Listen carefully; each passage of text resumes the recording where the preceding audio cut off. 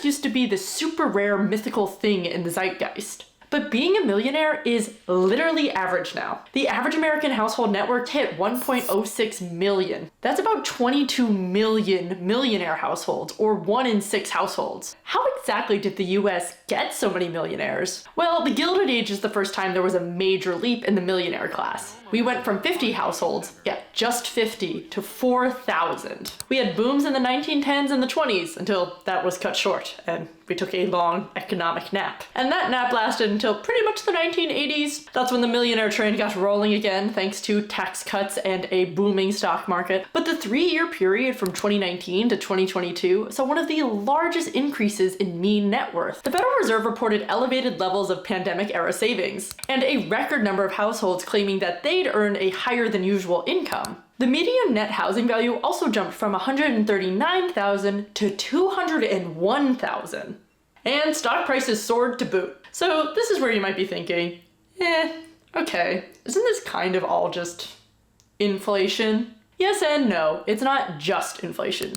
NYU economist Edward Wolf ran the numbers using $1995 dollars. In 1983, about 3% of households were millionaires, but by 2016, it was 7%. So even when you adjust for inflation, the Millionaire Club has grown like crazy. And of course, people are just straight up making more. IRS data shows tax returns with at least $1 million in income shot up 30% between 2020 and 2022. But all this isn't necessarily an accurate indicator of the everyday American. The median household net worth is $192,000. But outside of inflation and outside of rising incomes, we have not covered the classic question. Did they all just inherit their money? Partially, yes, inheritance is a factor. But as of 2022, only about 20% of US households reported having a wealth transfer, aka an inheritance. If we go back to our economist friend Dr. Wolf though, he crunched the numbers between 1989 and 2013, and he found that the millionaire class was far more likely to receive a wealth transfer. And as you go down the net worth bracket, the likelihood of receiving a wealth transfer decreases, as well as the size of the wealth transfer. However, those transfers end up making up a larger chunk of the wealth. But at the end of the day, millionaire wealth operates differently because of what they own.